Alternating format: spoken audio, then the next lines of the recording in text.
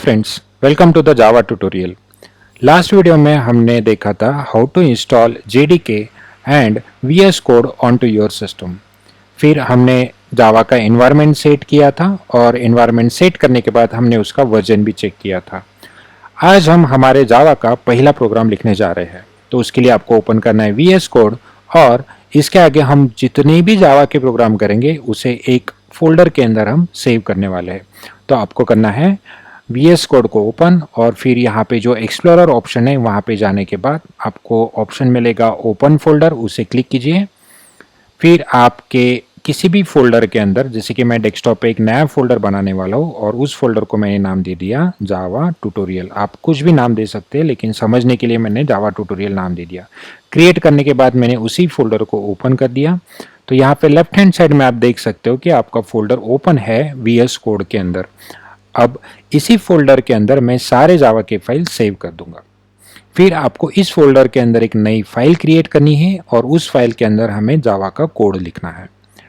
तो file create करने के लिए आपको यहाँ पे फोल्डर के ऊपर कर्सर रखने के बाद सामने एक ऑप्शन दिखेगा, दैट इज न्यू फाइल। अगर ये ऑप्शन नहीं आता है तो आपके पास सिस्टम में ऊपर एक फाइल नाम का ऑप्शन होगा, वहां से आपको वहां पे जाना है।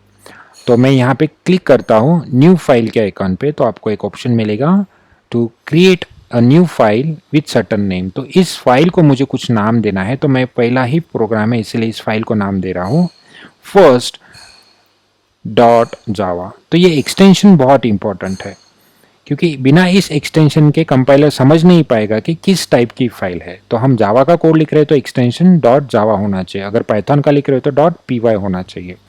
और हमने जो फाइल को नाम दिया है वो लिखा है फर्स्ट।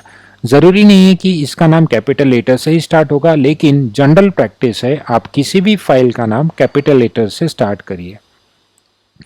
फिर हमें जो फाइल मिलेगी इसके अंदर हमें हमारा कोड लिखना है, तो उसके लिए आपको लिखना पड़ेगा क्लास और एक क्लास को नाम देना है। तो वो जो नाम है, अभी हम बिगिनर है तो हम वही नाम रखेंगे जो हमने फाइल को नाम रखा था। तो फाइल को हमने नाम रखा था फर्स्ट, तो वही नाम हम यहाँ पे दे देंगे। फिर आपको एंटर करके ओपनिंग एंड कर्ली ब्रेस को लिखना है। तो देखिए जावा के अंदर हम जो भी कोड लिखेंगे वो लिखेंगे हर एक क्लास के अंदर। और क्लास क्या है? Class is a collection of variables and functions. जिसे हम करेंगे collection of data members and data member functions. Java के अंदर हम इन टर्म्स का यूज करेंगे, मतलब हमें जितने भी वेरिएबल्स लगने वाले, हम जो भी फंक्शंस क्रिएट करने वाले, वो इसी क्लास के अंदर हम लिखेंगे। क्लास एक कीवर्ड है, इस नाम का हम वेरिएबल नहीं बना सकते और फर्स्ट हमने उस क्लास को नाम दिया है, so it's just a group of your statement. आप इसे कुछ भी नाम दे सकते हो। तो हमने फर्स्ट प्रोग्राम क्रिएट किया है इसलिए हमने उसे नाम दिया फर्स्ट। फिर कर्ली ब्रेसेस के अंदर हमें कुछ और लिखना पड़ेगा जो कि समझ पाएगा हमारा कंपाइलर की स्टार्टिंग आपकी यहाँ से करनी है।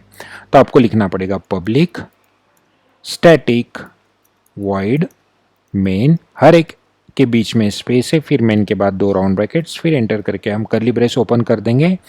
और जो ब्रैकेट है इसके अंदर आपको कैपिटल एस वाला स्ट्रिंग लिखना है, ये भूलना नहीं कि आपका एस कैपिटल है। फिर आपको स्क्वायर ब्रैकेट लिखना है और फिर उसके बाद आपको वेरिएबल का नाम लिखना है। मैंने लिख दिया args, that is for arguments. तो इसका क्या मतलब है? तो देखिए हर एक लैंग्वेज का अपना अपना सिंटैक्स होता है। अगर आप पाइथन का प्रोग्राम लिख रहे हो तो शायद ये सारी चीज़ें आपको लिखने की ज़रूरत नहीं है, लेकिन जावा के अंदर हमें कंपलसरीली ये स्टेटमेंट लिखना पड़ेगा क्योंकि यही स्टेटमेंट है जो कंपाइलर को बोलेगा कि आपका स्टार्टिंग पॉइंट ये मेन फंक्शन है। पब्लिक मतलब सबको अवेलेबल है। हम पब्लिक, प्राइवेट, प्रोटेक्टेड, हर एक कीवर्ड का अलग अलग मीनिंग है, वो आने वाली वीडियोस में हम डिस्कस कर ही लेंगे, लेकिन अभी के लिए आपको याद रखना है पब्लिक मतलब हर किसी को अवेलेबल रहेगा। स्टैटिक का मतलब है कि ये हमारा स्टार्टिंग पॉइंट है और कंपाइलर ऑटोमेटिकली यहाँ पे जंप कर देगा। स्टैटिक ब्लॉक एक अलग कीवर्ड है, तो स्टैटिकली हमने इस फंक्शन को डिक्लेयर किया है। वॉइड का मतलब है कि हमें कुछ भी रिटर्न नहीं करना है। अगर हमारा काम खत्म होता है तो उसके बाद हमें कोई भी वैल्यू रिटर्न नहीं करनी है। फिर मेन इस फंक्शन का नाम है जो प्री डिफाइंड है। हमारा स्टार्टिंग पॉइंट इसी फंक्शन से है इसलिए इसे नाम दिया गया है मेन। फिर राउंड ब्रैकेट्स के अंदर आपने लिखा है कैपिटल एस वाला string because it is a class, pre defined class in a Java. Pre defined classes क्या है, उन्हें कैसे यूज़ करते हैं, हम आने वाले सारे वीडियोस में हम देखने वाले हैं। तो ये अभी के लिए आपको याद रखना है कि एक प्री डिफाइंड क्लास है और उसे ही हमने एरे के फॉर्म में लिखा है। एरे मतलब number of elements sequentially we took it in a sum variable. तो यही है जो सारे वेरिएबल्स को एक साथ रखेगा as a command line argument. जब हम कहेंगे कि हमारे कंपाइलेशन के टाइम ही हमें कुछ इनपुट देना है तो हम यहाँ पे दे सकते हैं, तो इसीलिए हमने यहाँ पे टाइप ले लिया है स्ट्रिंग। और आर्गुमेंट्स इट्स एरे का एक वेरिएबल है जिसे हमने आर्गुमेंट्स लिख दिया। आप एक्स वाई जेड कुछ भी लिख सकते हो, लेकिन समझने के लिए कुछ मीनिंगफुल नाम देना है, इसीलिए हमने लिख दिया ARGS आर्गुमेंट्स। आप एक्स भी लिख सकते हो, कोई प्रॉब्लम नहीं। X is a variable of this string array, तो ये हमने यहाँ पे लिख दिया ARGS। फिर राउंड ब्रैकेट क्लोज करके यहाँ पे आपको कर्ली ब्रेसेस ओपन करनी है। और यहाँ पे देखो VS कोड आपको प्रॉपरली इंडेंटेशन दे रहा है, जैसे कि येलो ब्रैकेट के नीचे ही क्लोज है। फिर उसके अंदर आने के बाद आपने पूरा मेन फंक्शन का सिंटेक्स लिख दिया। फिर मेन का ओपनिंग ब्रैकेट और क्लोजिंग ब्रैकेट ये एक दूसरे के नीचे ही क्लोज हो रहे हैं। फिर इसके अंदर आपको कुछ स्टेटमेंट लिखना है। तो ये हमारा पहला प्रोग्राम है, तो हमें कुछ मैसेज प्रिंट करना है। लेट्स से वो मैसेज है हेलो वर्ल्ड। तो आपको लिखना पड़ेगा कैपिटल S वाला सिस्टम, फिर आपको लिखना है dot out dot print LN, और राउंड ब्रैकेट्स के अंदर आपको कुछ मैसेज लिखना है और फिर सेमीकोलन। फिर डबल कोट्स में मैं मैसेज लिख रहा हूँ हेलो कैपिटल W वाला वर्ल्ड, हेलो वर्ल्ड। फिर हम इस स्टेटमेंट को अगर पढ़ेंगे तो that is system dot out dot print LN, और डबल कोट्स में हमने कुछ मैसेज दिया है और इसी स्टेटमेंट को हमने सेमीकोलन से एंड किया है। तो सिस्टम देखो S कैपिटल है, तो जहां जहां प्री डिफाइंड कीवर्ड्स है और उन्हें हम कैपिटल में लिखते हैं, स्टार्टिंग कैपिटल में लिखते हैं, तो उसका मतलब है कि वो एक प्री डिफाइंड क्लास है जिसका नाम है सिस्टम। फिर उस सिस्टम क्लास के अंदर कुछ फंक्शंस है, कुछ वेरिएबल्स है, अगर हमें उन्हें एक्सेस करना है तो हमें ऑब्जेक्ट के थ्रू जाना पड़ेगा, क्योंकि जावा एक ऑब्जेक्ट ओरिएंटेड प्रोग्रामिंग लैंग्वेज है। तो जो भी काम होगा क्लासेस एंड ऑब्जेक्ट के थ्रू होगा। तो आउट एक प्रीडिफाइंड ऑब्जेक्ट है जो सिस्टम क्लास का है, तो उसके अंदर एक मेथड है, एक फंक्शन है जिसका नाम है print LN, that is print line. तो इस फंक्शन का काम है कि जो भी हम इसे इनपुट देंगे डबल कोट्स के अंदर एज अ आर्गुमेंट, वो एज इट इज आपके आउटपुट स्क्रीन पे कंसोल पे प्रिंट कर देगा। तो आपको जब भी कुछ मैसेज प्रिंट करना है आपको लिखना पड़ेगा system dot out dot print LN और डबल कोट्स के अंदर आपका मैसेज। आप प्रिंट भी लिख सकते हो, प्रिंट एलन भी लिख सकते हो, दोनों में थोड़ा डिफरेंस है। I will show you in the output. तो हमने कोड तो लिख लिया, सिंटैक्टिकली भी यही करेक्ट है। मैं क्विकली रिवाइज कर देता हूँ कि आपको क्या क्या याद रखना है। आपको एक फोल्डर क्रिएट करके एक फाइल बनानी है। फिर उस फाइल के अंदर कोड लिखते टाइम फाइल का नाम और क्लास का नाम सेम रखना है। ओपनिंग एंड कर्ली ब्रेस के अंदर आपको लिखना है public static void main string arguments with square brackets. फिर कर्ली ब्रेस के अंदर आपका मैसेज लिखना है S कैपिटल सिस्टम का और स्ट्रिंग का भी। फिर इस प्रोग्राम को मुझे कंपाइल करना है। तो कंपाइल करने के लिए आपके पास अलग अलग ऑप्शन है। आप कोई प्लगइन इंस्टॉल कर सकते हो, आप कमांड प्रॉम्प्ट के थ्रू कर सकते हो, या फिर कोई ऑप्शन भी आप सिलेक्ट कर सकते हो जो आपके एडिटर आपको दे देगा।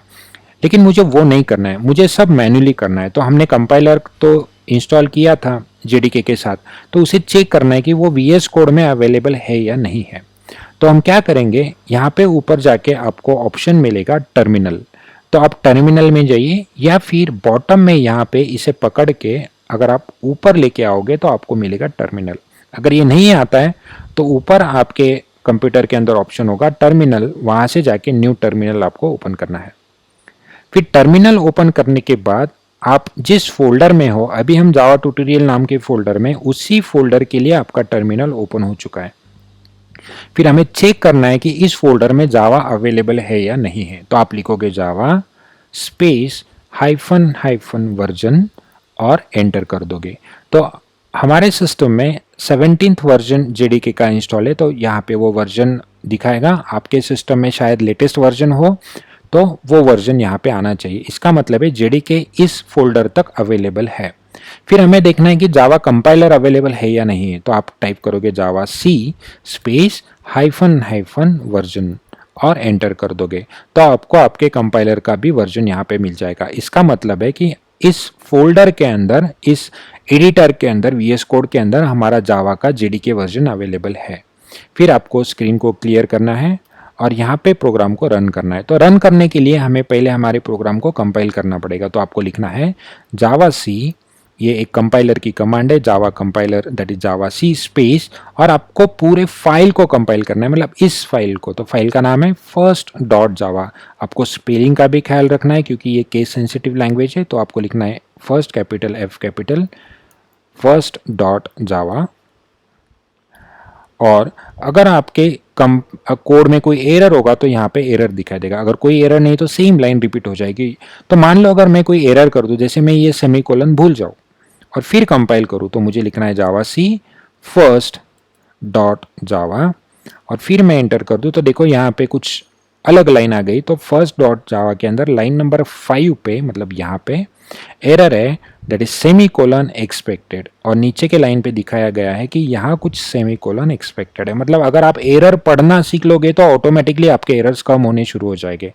तो मैं आपसे रिक्वेस्ट करता हूँ कि जब भी कोई एरर आएगी तो रीड दैट एरर केयरफुली।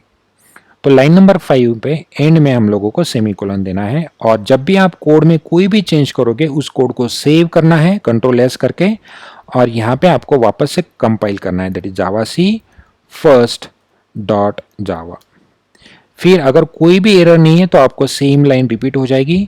फिर आपको आउटपुट देखना है तो आपको लिखना होगा जावा, फिर आपके क्लास का नाम। देखो अगर आपका कोड कंपाइल हो जाता है तो लेफ्ट हैंड साइड में आप देख सकते हो कि हमने एक ही फाइल बनाई थी दैट इज फर्स्ट डॉट जावा, लेकिन कंपाइल करने के बाद और एक फाइल बन गई that is first dot class. तो ये जो फर्स्ट डॉट क्लास फाइल है ये एक क्लास फाइल है जो कंपाइल करने के बाद बाइट कोड में कन्वर्ट हो गई, और ये हमारा क्लास फाइल है जो हम किसी भी सिस्टम पे लेके जाएंगे और जहाँ पे जेडीके इंस्टॉल होगा तो उसे हम रन कर सकते हैं। इसीलिए जावा को प्लेटफॉर्म इंडिपेंडेंट लैंग्वेज कहा जाता है। ठीक है, तो अभी जो क्लास फाइल है उसे मुझे आउटपुट देखना है, तो जावा स्पेस और यहाँ पे लिखना है फर्स्ट, जो कि आपके क्लास का नाम था फर्स्ट। बस इतना लिखिए और क्लोज कर दीजिए, एंटर कर दीजिए। तो यहाँ पे आपका आउटपुट आ गया हेलो वर्ल्ड। तो आपने कंपाइल किया और कंपाइल के बाद उसे रन करने के लिए आपने दूसरी command they the that is Java space first, और आपका हेलो वर्ल्ड का मैसेज प्रिंट हो गया। तो ये था हमारा पहला प्रोग्राम जावा के अंदर। आने वाले वीडियोस में हम कुछ और चीज़ें प्रिंट करेंगे हेलो वर्ल्ड के साथ और कुछ वेरिएबल्स के साथ। So stay tuned, see you in the next video.